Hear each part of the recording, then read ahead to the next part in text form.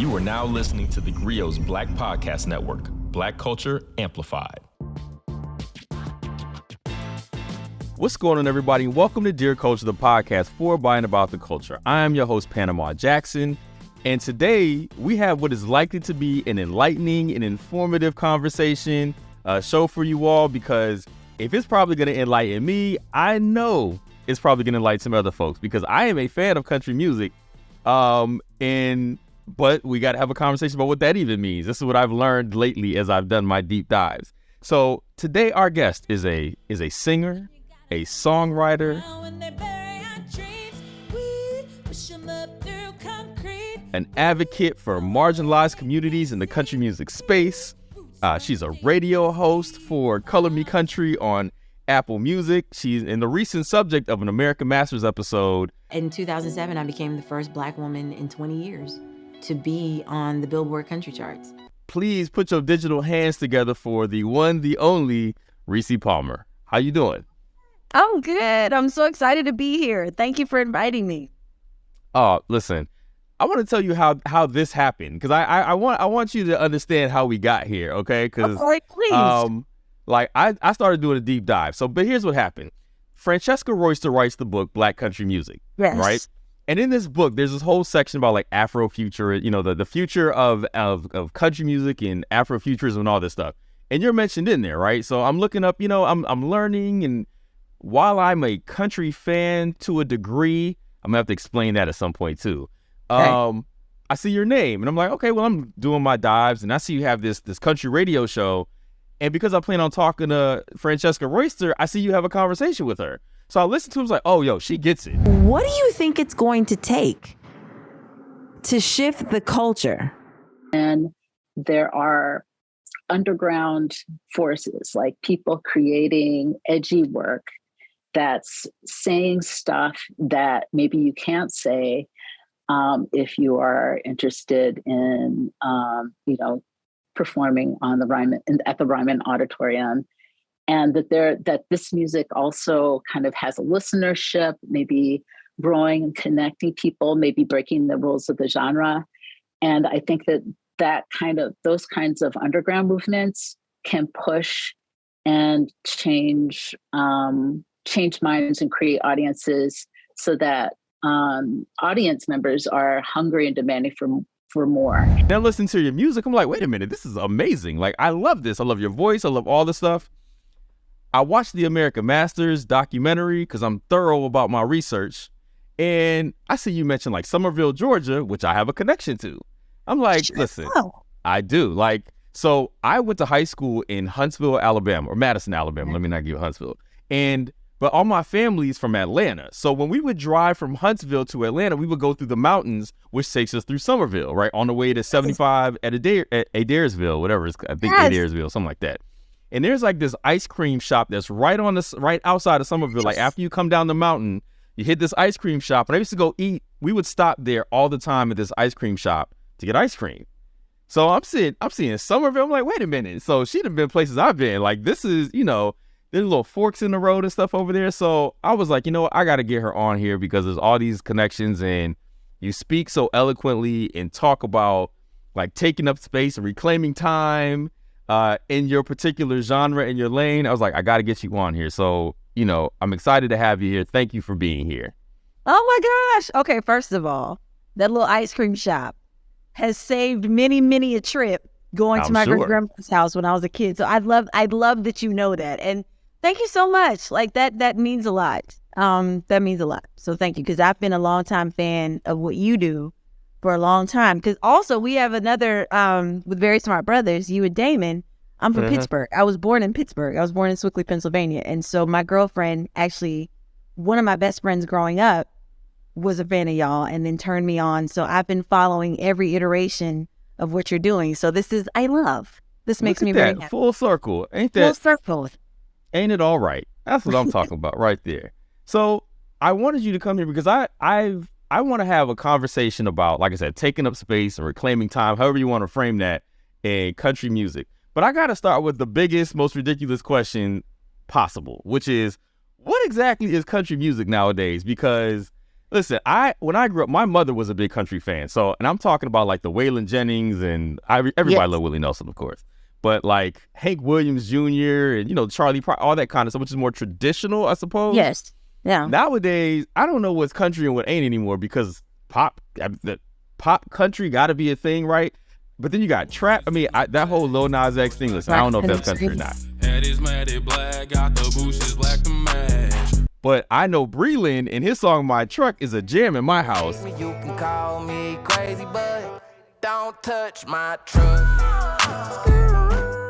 And they got the Sam Hunt version where talking about dusty floorboards and stuff like that. So, like, what is country nowadays?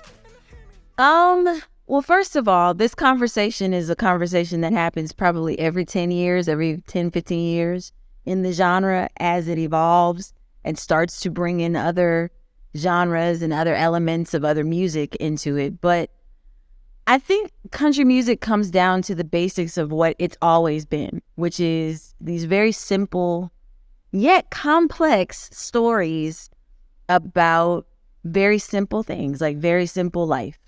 Coming from that small town, having your heart broken, falling in love, talking about your childhood, telling stories. Like the emphasis is always on the stories. Right. And so no matter how many trap beats you got behind you or, you know, how many guest rappers you have on your songs or anything like that, like it always comes down to the actual story. And so country music, it's really funny that you ask because we're in a bit of a transition right now because there are the Brelands and then there's like the Jelly Rolls and all these other new artists that are coming along that are kind of pushing the limits. And then you've got artists like Luke Combs and Lainey Wilson who are very traditional and harken back to what people traditionally think of as country. And so these kind of things are happening in tandem and it's really interesting. And it seems like based on sales and trends, that it's kind of starting to move towards traditional again, which, like I said, happens every 10 years. Which is fascinating to me because, again, you know, like, as I started doing deep dives, I came across, like, Gangsta Grass, which is, so I'm like, I gotta hear what this is. Like, I don't. So, what gets sold gets the water to grow, and the sunlight to get the harvest ready to show. And to me, as somebody who is a big music fan, so that's why I kind of enter this as a huge music person, but certain sounds always just like gravitate. So I'm listening to this stuff and I'm always wondering, like, internally how country artists feel about the cross genre. Like, is Taylor Swift even country anymore? Because I thought she was country, but now she's just making pop songs as far as I can tell. Like, she's on all the pop stations, but I imagine with it internally, community-wise, it has to be like a constant conversation about, and I hate to say it, but like who's real country and what's not, right. And all. Like, are these the fights that y'all having internally, like when y'all get together in the studio? Well, you know what's funny is like, okay, so there really are like two different industries. And so This is when we can get into race conversation and stuff like that because it does feel like there's two different things going on and like there is conflict and that sort of thing. But I think the conflict is not so much with the artists as it is with the audience and with the industry, because industry always wants to go with whatever is hot and whatever is popular. Like there was a song called Lord Mercy. He was rapping about going to Applebee's on a date night. Okay. Applebee's on a date night, and then something else, and like, you know, arguing, wearing short shorts and something like that. Yeah, we fancy like Applebee's on a date night. Got that Bourbon Street steak with the Oreo shake. That was like one of the most popular songs, and it was huge on TikTok and all that, and it's very clearly a country rap song. Okay. And not a lot of people have problems with that. But then whenever you have an artist like Breland come in and incorporate gospel elements and some hip-hop elements and all these kind of things, like people love what it does for streaming numbers. We went crazy out there last night. We need saving in this view. But then it becomes what's happening to this genre, what's happening to our music and that sort of thing. And so that's why I think the pendulum is swinging back this way, because if you notice, the context of all this is in the last 3 years, there has been an influx of artists of color in the space. Absolutely. And so people have been dabbling with rap and dabbling with trap beats and using drum machines. I remember when I was writing, and this was in town, and this was, Lord, like 12 years ago, people had started bringing drum machines to the writing sessions and stuff to play underneath us while we're playing with our guitars. Yeah, so this is the thing that's been going on for a while, but it only becomes a problem when all of a sudden everybody not only is the music starting to sound different, but the people are starting to look different. So I think it's I don't think it's an artist issue, because artists are going to do what artists are going to do. And that is create and evolve and change and do different things. But the industry and the fandom and radio included in the industry are what bring up this isn't country or this is country discussion. Yeah, that's why I did love that Billy Ray Cyrus hopped on like Old Town Road. He's like, y'all saying this ain't? Now say it's not. Hat down, cross town, living like a rock star. Or even Sam Hunt on My Truck. Like, he gets on. AC busted and the floorboards rusted, with a little bit of love and it'll fire right up. And listen, I gotta be honest, that Sam Hunt version goes. Like, I love that version. That's the only one we listen to. My kids love that song because it's basically a trap song that's just, he's talking about Jordans and, my kids don't know what blunts are necessarily, but, that's what he's talking about that, so I just make sure they don't say that. But, it's like, it's fascinating because I'm listening to this. I'm like, you could play this in a club. Like, I could run this in a club and nobody would be the wiser of what's going on because it hit so hard. I was like, I know for a fact some of them white people can't stand this. They probably look at this like, here they go infiltrating again. Which is weird because I think of country, like most genres of music that are American based, is probably like a black art form that really gets, like the blues and jazz and everything else. Like, there's a very black through line through all of this stuff. And then, here we go. Like, people like, you're infiltrating our art form, which I do think, oddly, is how most people view country. 100%. I think the branding job that was done back in the 20s was excellent because it is stuck. And, and it was reinforced in the 70s. There is an amazing paper. If anybody wants to go do a deep dive on this is great. She's a doctoral candidate right now, so I can't call her doctor yet, but soon to be Dr. Amanda Martinez, who I've had on my show before, and she's brilliant. She wrote a paper about how country music became like seen as this right-wing, patriotic, American white art form. And it happened in the 70s. And it's because of Richard Nixon. And then it was continued by Ronald Reagan and really driven home in the 80s.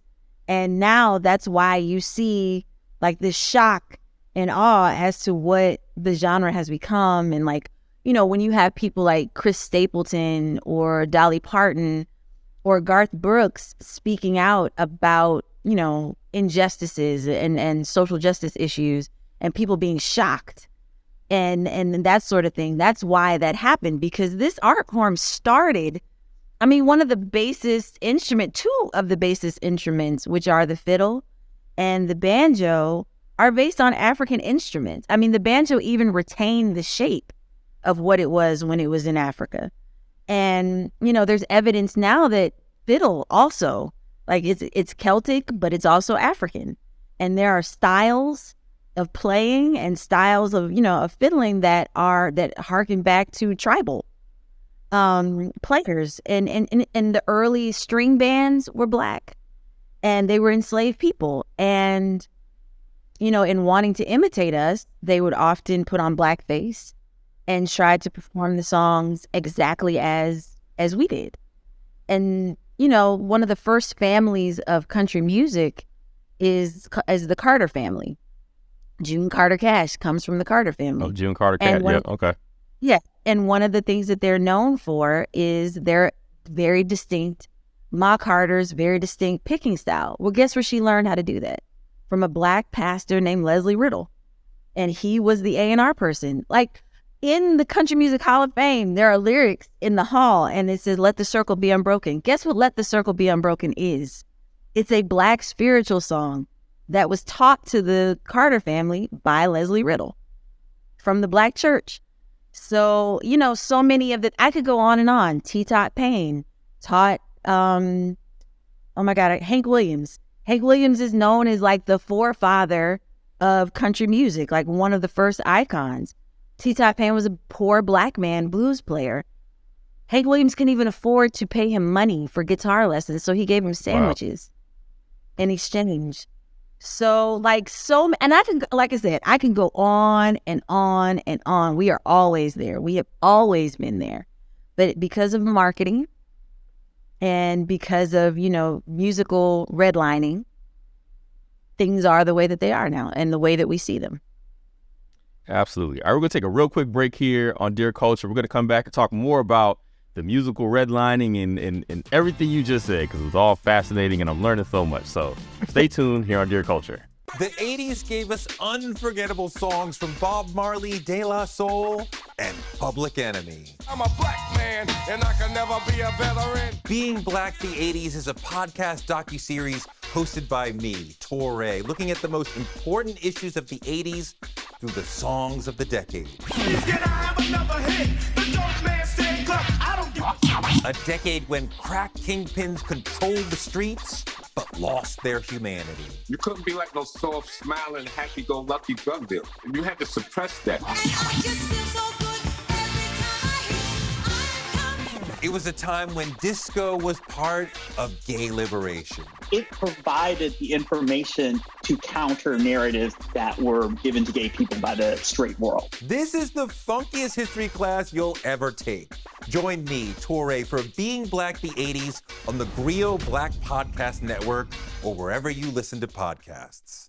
All right, we're back here in Dear Culture with Rissi Palmer, and we're talking about the marketing that was done to basically turn country into basically feeling like the white genre of music. That's the way that it's treated. So I have to ask. So I watched the documentary about you on American Masters. It was really fascinating because you kind of have, unfortunately, the story that so many artists have over the decades, right? Where the somebody took a shot, it didn't work out, they blamed you, then the record company took advantage of, like having to fight for your own freedom and all that stuff in order to create the music you want to create.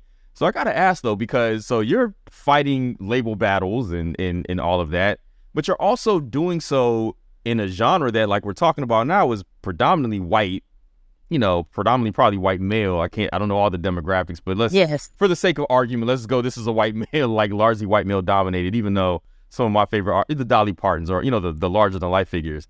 So what's it like as a Black woman taking up space here? Because that's what it feels like you are doing, and doing so in a very loud way. We're going to talk about some of that loudness. What's that like for you? It's very different now than it was in 2007 and the early 2000s when I got started. I came to Nashville when I was 19, and so that was 2000. And we were not having these conversations back then. And in fact, I was discouraged from having these conversations. It was more so like, put your head down, write the songs, sing the songs, and, don't talk about it. It's obvious that you're Black, so we don't need to talk about it. And so that was how the first half of my career was pretty much conducted. And I didn't really get super political, so to speak, until, after the record label and after everything was over. Like, I've always been Black, but it's always been, just try to get along. And so I would describe the whole experience in the very beginning as like, if you've ever been the only Black person in a situation, like in school or, at your job or anything like that. And it's something that, you're doing something that you love. And so you and all the people that you're there with have that in common. And, you probably have a lot more in common with those people than you think that you do. But there is this one thing, this thing where, politically you might be different or racially you're different.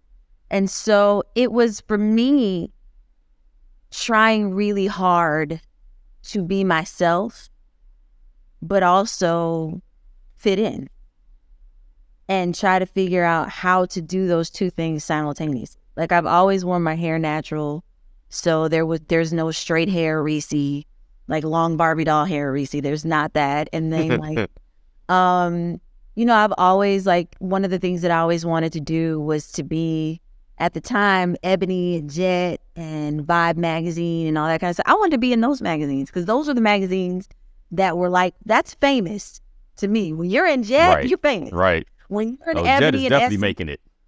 Yes, you're famous. And so, like, those are the things I was excited. I was excited about Country Weekly, but I was really excited when I was in Jet. So just trying to keep those two things and stay true to those two things, it was a balancing act. And so there's a lot of code switching. There was a lot of swallowing things that we now call microaggressions. I remember I used to go to radio stations, and the reaction to me would range from, there were very cool people, people that were very excited about me, and then there were people that were just like, so why did you choose country? Like, you talked about the authenticity thing earlier, like, what is country? I used to get asked that all the time. I went live one time with a radio station in the morning show, and they just started playing obscure country songs to see if I knew what they were, to test me in front of an audience, to see if I knew what I was talking about. But what they didn't know is I'm a music head. So I was like, oh, I know that. That's fair and young. And like that kind of thing. They're like, oh, okay. And, and then there was the testing you, like, oh, well, you're beautiful for a Black woman. Or, well, you're not black. Wow. And like that kind of thing. And so it just ranged from that sort of thing. And like, sometimes I would be the only Black person in the venue besides people that were working there. And, I have played to all white audiences before. I have played having to sing in front of a Confederate flag waving right in front of me. Wow. I was refused once to walk on a stage that literally had my name on the banner that was hanging above. A security guard didn't want to let me on stage because he was just like, what are you doing here? And I was like, I'm Rissi Palmer. They're playing my song. I need to go out on stage. The promoter had to come and have them let me on stage. So just, I have tons of stories like that. So it was just like, again, balancing what you love with balancing being true to who you are. So does that feel like you're fighting the good fight, so to speak, having to do stuff like that? Because I can't imagine having to play in front of a big Confederate flag. Well, like that's like the most flashingest red light of all time, right? Like whenever, I went to high school in Alabama. Like I grew up around those things, right? People who had them on their cars, everything. And it's always annoying. It's always, because whether they want it to be or not, that whole heritage, not hate thing, whatever, nonsense. Like it's a symbol of hate as far as I'm concerned. But you kind of, it's like pushing through that to, it's like a small step. It's always a one further step. Like, how frustrating is that? But do you always feel like there's a bigger purpose to what you're doing and what you're providing to the masses? So yes and no. I will say in the very beginning, I don't know that I was like hyper aware of, like, I knew it. I knew the historical ramifications of everything, and, being the first Black woman in 20 years at that time to be on the charts. Like, I understood the gravity of that, but I was just trying to make it as an artist. Like, I was still kind of thinking of myself as like, I'm trying to be Taylor Swift. I'm trying to be Carrie Underwood. I'm trying to be like all my contemporaries. I was trying to be those people. And so I was like, this is kind of par for the course. But now I look at it more so as, no, you do this because you want to make sure that the next line of people coming behind you don't have to worry about this. Like, don't have to think about these things. Like, they really can be Carrie Underwood and Taylor Swift because they don't have to worry about all these other, all this other bull. So, you talked about Ebony and Jet and all these spaces because I want to shift a little bit because, like, in the country world, it seems like there's a lot of fighting for acceptance. On the Black side, there's a Black coin to this. It's like acknowledgement at all, right? Like, it feels like ain't nobody, like, it's just, we just ain't listening to country music like that. And the reason I bring this up, I'm going to make a real interesting comparison. So you have a song called Seeds. Don't believe what you've been sold. They can bury your body, but never. I saw that you wrote it in the aftermath of Michael Brown, what happened in Ferguson, and you drop a video that I'm sure pissed off all manner of white people, and you mentioned that in the documentary. Can't act too free, act too proud, shine too bright, speak too loud. So here's the interesting thing about that. Kendrick Lamar's song, We Gonna Be Alright, becomes the song of the movement effectively, right? We gon' be alright. Do you hear me? It is synonymous with like the Black Lives Matter at this point. I feel like C should be number 2 on that playlist. But yeah, I also don't think I saw the video for the first time when I'm doing research and stuff like that. Like we have such a we're just not. When people say country, Americana, folk, all this stuff, it's just like, all right, I get off at this road. I get off at this exit. How do you shore up that? Like, that has to be as frustrating as trying to get acceptance in a room with people that don't seem to want you there as like, here, guys, I'm out here making this music. It's for us.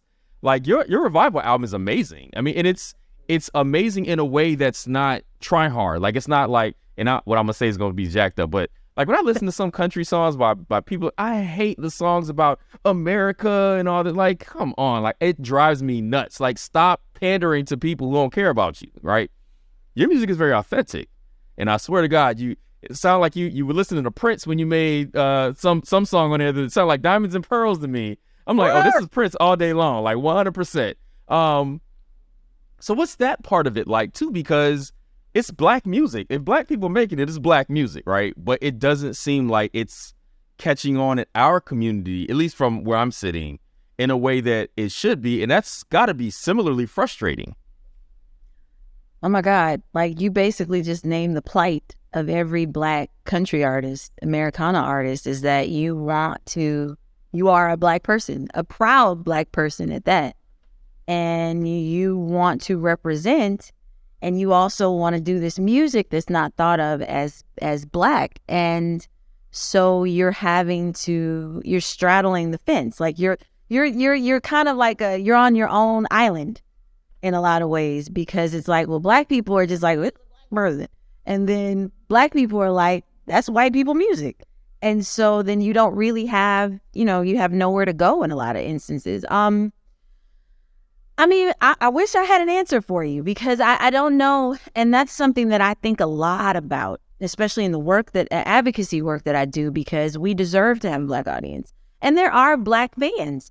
I think, though, there's a responsibility on Black media and Black music fans, too, not to abandon us. I was so happy. We were like at the CMT Awards last year. There was a whole bunch of us there. And I think part of the reason that Black media was so interested is because Monica was there and Anthony Mackie was the host. And so it was a ton of us. And they put all of our red carpet pictures on Bossip. I was hyped. Like, you don't understand how excited y'all were. I mean, that's a sign of making it. You make it to Bossip, boy. You in there. Listen, and it wasn't for doing dirt. Like... Right. Like, I had to be caught up in controversy in order to make it on to Bossip. And it was just like, this makes me so happy. And I made a post about it. I was just like, it makes us happy to be a part of Black media and to be a part of Black culture as we are, because we're Black too. And this is another way of being. This is just we're multifaceted people. So I think the responsibility is on white people in the industry to make the venues feel safe and to make the music feel safe. And then I also think it's on Black people too to like open your mind, expand your horizons, and know that, not all of us are, like you said, like there are the patriotic songs, there are the, America F yeah. And then there's also the songs about, like Willie Jones' record, American Dreams, is one of my favorite records. Proud to be a Black man, living in the land of the brave and the free. Yeah, I'm all American, and that American it does beg the question about to some degree about like gatekeeping, right? Like nowadays, in order to like break into all these other markets, like the playlists that, you know, all the streaming services create and stuff like that, is typically that's how I find a lot of new music, right? Like, and I'm getting older, so I don't have the patience to dig into music the way that I did when I was in my 20s, right? But you know, I also wonder like how in the world, like I guess I don't understand how to even make that part of it happen, because you know, the music is good, you know, like I genuinely enjoy it. And listen, as far as I'm concerned, so much of what I hear from like black country, it sounds a lot like gospel to me. Like when I'm listening to this sounds like it's straight up out the church. The singing is all like, you know, there's some genres you don't have to really be able to sing in order to make it, but y'all be singing, you know what I mean? Like there's some singing going on, not just singing.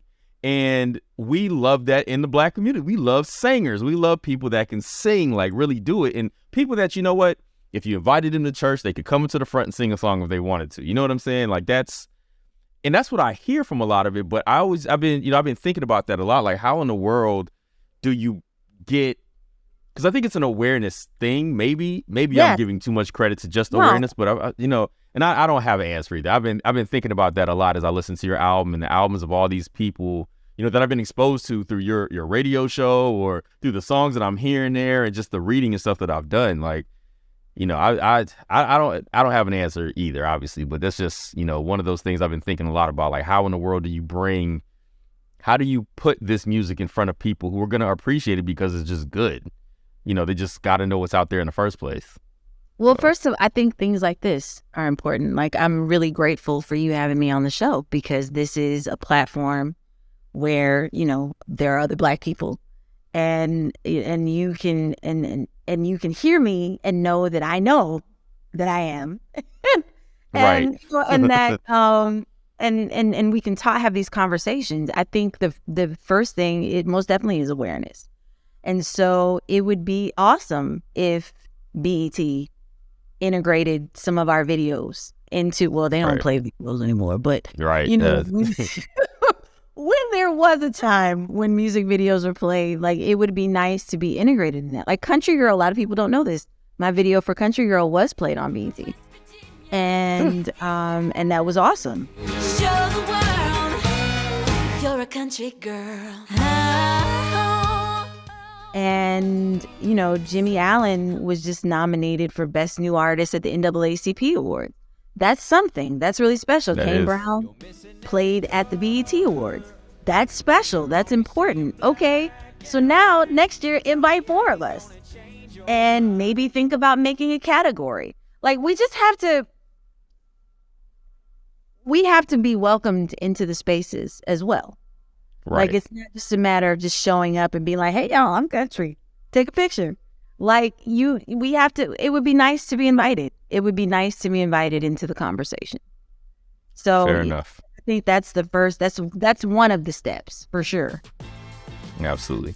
All right, we're going to take another break here. When we come back, we got more with Rissi Palmer. All right, welcome back to Dear Culture. I'm here with Rissi Palmer, and we're talking about basically race and country music. I mean, that's what we've been talking about, like the elephant in the room, right? It's like, yeah, the elephant in the room in a lot of these conversations. Yes. You just dropped a new single with Miko Marks, who I discovered through your song. I'm still here, through the mud and tears. I love when I find something that leads me to other things and other people that open my mind to all kinds of stuff, right? I love that. So I appreciate you for that. Unintentionally doing that. Like, you know, I started listening and I'm like, okay, I'm all in. And funny enough, you mentioned how in the last segment we were talking about how being on shows like this, like, let people know, oh, is this like country but Black? Like, you get it, you know it? Because that's exactly what happened when I listened to your radio show. I was like, oh, wait a minute. Oh, this okay. That's why I said earlier, she gets it. All right, this is, you know, and not that I would assume that you wouldn't, but it's just like, you don't know what you don't know. Like, I don't know what conversations are happening, but then I listen to the episodes, I'm like, oh yeah, okay. All right. 100% there. So, you know, you're right about that. Like spaces that promote music and all this other, and have these conversations, need to be having full conversations about all of the music, you know, not just, so yeah, I'm with you. But anyway, back your new single, I'm Still Here. Love it. Love watching some of the recording in the American Masters thing, like of the the creation and all that stuff. Like, so is it? So I'm assuming this is probably going to be coming out on an album soon or something like that. Like, so the last album was 2019. Revival was 2019, right? Yes. So what you been doing in the meantime? What you been doing? Well, I was one of those artists that had the misfortune of releasing an album in October of 2019, thinking that I was going to be touring in 2020. And then, the whole world fell apart. And I started Color Me Country radio during the pandemic. Fascinating show, by the way. I've learned so much listening to those episodes. It's at the point where I just listen to the episodes. I've been going through the playlist. Like, let me just listen to this stuff because I'm learning so much and I'm really enjoying it. So good job. I love that show. Thank you so much. Like, actually, the playlist is probably my favorite part, is putting the music together for the show. But yeah, so I started doing that. And I just want to drop this. Color Me Country is named that because of Linda Martell. Linda Martell is the first Black woman to ever play the Grand Ole Opry in 1968. And she is also, to this day, the highest charting Black solo female artist on the Billboard Country charts. And that is at 22. And that was 1968. And then after her is Mickey Guyton. And then after her is me. And so just to give you an idea of what that's like. So I have been having a ball doing it and having these conversations and telling the stories. And then shortly after that, I was approached. My friend Kelly McCartney, who is another host on Apple Music Country, they host Record Bin Radio, and they are the reason why I have a show on Apple Music. They hooked me up. Kelly runs a fund called the Rainy Day Fund that gives micro grants to artists of color, LGBTQ+, and disabled artists. Kelly asked me would I like to start a fund for artists of color, specifically in country music and Americana. So then we started the Color Me Country Artist Grant Fund in December of 2021. And to date, we have funded over 70 artists and raised over $100,000 to do that. So I run that. And then I also was asked to curate a stage, which is a part of the documentary, the last 15 minutes of the documentary. Yeah, I loved it. I saw that. It was amazing. It looked amazing. It was like the front porch thing, whatever. It was awesome. That's a stage, and it stays up. They built a house, and it looks like smoke comes out in the chimney and everything. Well, this festival is the Long Road Festival. It is in Leicestershire. You have to say it with an accent. Leicestershire, England, which is like 2 hours outside of London. This is an Americana country music festival that has been happening for the past 5 years. We were asked to curate a stage for an entire day, the Color Me Country Takeover stage. And so last year I took 7 female artists, Indigenous, Latinx, and Black, over, including Nico. And all expenses paid. All of this was paid for by donations to the fund. And I took my band, which is an all-Black band, and we made country music for an entire day over in London. It was amazing. And so we're going to do it again this year. What else do I do? I have a nonprofit now, which is going to be the Color Me Country Foundation. And artist advocacy is like a big thing for me. And so because I've been an independent artist for the past 15 years, I think it's really important for artists to know how to do all this stuff themselves so that they don't sign predatory record contracts, management contracts. Because there's so much you can do on your own if you just believe in yourself. Especially nowadays. 100%. There's no excuse at this point. And so that's why I started the fund, because money shouldn't be a reason why you don't do it. And so I'm trying to put together programming for all artists, not just artists of color, but everybody who's an independent artist and wants to know how to do this, but with an emphasis on artists of color. So I do all that. And I'm also a special correspondent for CMT Hot 20 Countdown. CMT is country music television. And so I interview artists and have really funny and sometimes strange conversations with country artists, and it's fun. I have a really good time. So like and I'm a mom. I have 2 little girls, 11 and 3, and so I'm a volleyball mom and a ballet mom, and doing all the things. So you're busy. Yes, you're really busy because I know that volleyball mom. My daughter plays volleyball, so that volleyball mom stuff is. Every busy. weekend. Every week. I fly in sometimes early in the morning from a show. I just did it. I flew in from Virginia at like 5 o'clock in the morning so I could be at my daughter's last volleyball tournament last weekend at 9 a.m. Mom life be lifing. Like, parent life is a whole thing. Parent life is a whole thing. Absolutely. That's what y'all need to be doing. Talk about what it's like to be a parent and an artist. Where's that show at? Because that's what I need to see. Like, all these people, they got all the kids, and I mean, Nick Cannon could probably do this show by himself. But there's being an artist and creative that has to travel and do things and be all the places in order, because it's their livelihood, but also wanting to be an active parent. And I would imagine, sexistly, like women, this hits y'all harder than it probably does men. There's all this understanding of men. You go out, go on the road and make your money and do all this stuff. But nowadays, look, I'm a father of 4. My wife runs an organization for mothers of color in the Washington, D.C. area. And all the dads I know, we're all very active participants, no matter what your jobs are and everything. So, that work in parent life, it's a lot. But I can imagine it's even more so for artists who are traveling and the people that we know, we watch all on stage, and then you get off stage and you hopping on the phone to FaceTime a baby. You know what I'm saying? You just got finished rocking the crowd. And it's like, hey, how are you? So that's, there need to be something about that. Where's that documentary? That's what I need to see. Part of the thing that I loved about the documentary that Dilsey Davis, the director, captured was that life. Because it really is, like, my daughters a lot of times are backstage. And so I'll be, I'm no joke. I just did a show earlier this year where my 3-year-old sat in a chair with headphones on watching Sesame Street while I did the show.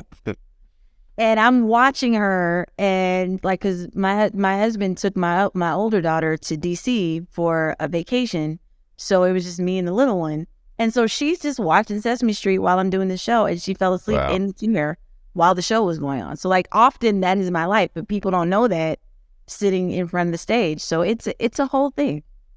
Indeed. All right, we're going to take one more break, and we're going to come back with 2 of my favorite segments, which are Black Fashions and Black Mendations, here on Dear Culture. All right, we're back here on Dear Culture, and I'm with Rissi Palmer, and we have come to the end of the show, but the fun part of the show, but this whole conversation has been fun and enlightening, amazing, so thank you so much. We do 2 things here at Dear Culture with every guest. We do Black Fashions and Black Mendations. We start with the Black Fashion, which is a confession about your Blackness, something people would be surprised to learn about you because you're Black. Do you have a Black fashion? Oh my God. Okay. Now you're a country artist too, which is interesting because it's like, I know, even in itself, like you show up and people are like, well, you a country singer? Like that's like your life is a Black fashion effectively. My whole life is a Black fashion. What do you want? No, let me see. Something that people would be surprised to know. I think, first, I'm a Will Ferrell head. Back on a tour bus, when we would travel, we would have Chappelle Show DVD and every Will Ferrell movie that has ever been made. And I, at least once a day, make a Will Ferrell reference. Like, I call my daughter, I was like, you're my little gentleman. That kind of thing. So I guess, because I always think of that kind of stuff, like those kind of movies, like Superbad and like The Hangover and all that kind of stuff. They're kind of like white boy frat movies. Yep. Kind of things. I love them. Yep. I understand. I work in, and I think Britt killed the guy into so many articles that I've written. Or I love lamp. Like I throw that, and I tell everybody that my apartment has many leather-bound books and smells of rich mahogany, like I did all the time. So I have leather patches on my jacket. Yes, Yeah, and my favorite is "Don't Put That Evil on Me, Ricky Bobby." Like that's the, we tell that to people anytime somebody does something crazy. It's "Don't put that evil on me, Ricky." So I'm with you, 100%. Right there with you. The baby Jesus, we've done that many times at the dinner table. Oh yes, got to do the whole prayer. My wife hates it. I throw that in there, just like she hates it. She's like, "What are you doing?" But got to do it sometimes. Got to keep her on her toes. Sacrilegious. That is sacrilegious. Don't say it. Yes, indeed. So sacrilegious, so good. Love it. So, all right. Well, so to counteract sometimes what could be for some people bad black fashions, we also do Black Recommendations, which is a recommendation about something by, for, and about Blackness, Black culture, the community. Anything you're up on or interested, do you have a Black recommendation for us? I do. I mean, I have two. I'm looking over at my bookshelf. Like, I read a bunch of things at the same time. So, two things. I'll give you two. One is the Color Me Country Artist Grant Fund. This is to help us continue to normalize Black people in Americana country music and bluegrass spaces. So, it doesn't have to, you don't have to give me $10,000, although I would love it if you gave me $10,000. I'm sure. No, but if, it's sometimes people just donate $10 and that's amazing and it's wonderful and it goes directly to artists. It also helps us to do the trip, which we're going to do this year. And I'm trying to raise $70,000 by August. So, fingers crossed. But yeah, so you can go to colormecountry.com and there's a tab and you can make a donation there and you can continue music. You also see all of the artists that we given money to, because you've seen, like, one of our grantees was on Tamron Hall a couple of weeks ago, Tony Evans Jr. And yes, Tony Evans Jr. That's right. I saw that interview. Yep, sure did. Yep. And so Tony's one of our early grantees. I found him on social media. And, Brittany Spencer is another one of our early grantees. And Chapel Hart, who were on America's Got Talent, they were one of our early grantees as well. So, you see where your money's going. So it's a worthwhile thing. And then books. So I'm a big book person. I love history and I love trying to understand why things are the way that they are. And so I'm reading this book. It's called A Taste for Brown Sugar. And it's really good. And it talks about where this whole sexualized idea of Black women comes from. And like the early, back hundreds of years to, where we are right now. And it's really fascinating. Very, very fascinating, especially raising daughters. I'm very interested in it. So it's great. It's a great book. Who's the author? It is by Muriel Miller Young. And the name of the book is A Taste for Brown Sugar, Black Women in Pornography. Wow. Okay. I've never even heard of that book. So you put me up on game. I can appreciate it. I try. Stay put me up on game. Listen, you're doing a good job. All right. Where can people keep up with what you got going on, the touring, new music? How can people keep up with Rissi Palmer? So I guess the beehive center of all of this is RissiPalmer.com or RissiPalmerMusic.com. Both will take you to the same place. And you can find links to all my social media. I Instagram. I don't Twitter so much because Elon Musk frustrates and angers me so. But I do Instagram. I sometimes TikTok. But you can find all the links to everything at RissiPalmer.com or go to colormecountry.com to find out about the show. I post links. All of our playlists are free. So if you want to hear some of this Black country music that Panama was talking about, you can go there. And I make a playlist for every episode. So they're all available. And just go there. And you can see the tour. So look, you're in D.C., so you need to come to Me and Miko's tour. You're an invited guest if you want to come. We're playing the Kennedy Center. Absolutely. Oh yeah, the Kennedy Center too? Absolutely. Yes. I will happily come. Come through. Yeah, you don't threaten me with a good time. I am. It's done and done. Listen, thank you so much for being here. This has been a great conversation. I appreciate your efforts and all of them, because you got a lot of efforts in advocacy, in music creation, in ensuring that there's space available for indigenous and people, just marginalized communities in the space where a lot of times that space doesn't exist. So, I appreciate learning about it. Thank you for being here and all that you do. It's genuinely appreciated. And I love learning. And I learned a lot here. So thank you, thank you, thank you.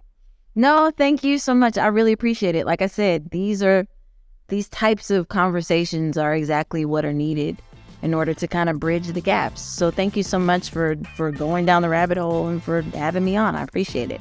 And thank you to everybody for listening to Dear Culture, which is an original podcast of the theGrio Black Podcast Network.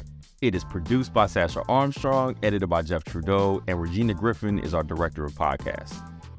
Again, my name is Panama Jackson. Thank you for listening. Have a black one.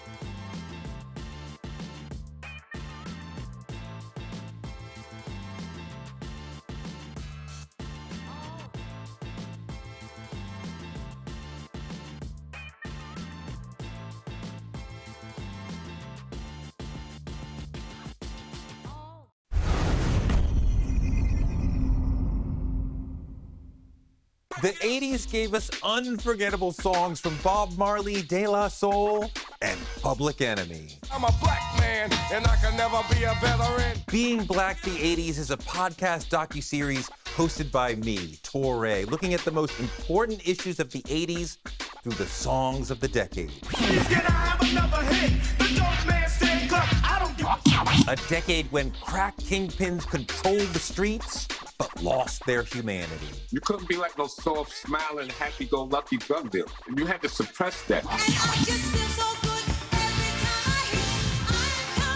It was a time when disco was part of gay liberation. It provided the information to counter narratives that were given to gay people by the straight world. This is the funkiest history class you'll ever take. Join me, Touré, for Being Black the 80s on the theGrio Black Podcast Network or wherever you listen to podcasts.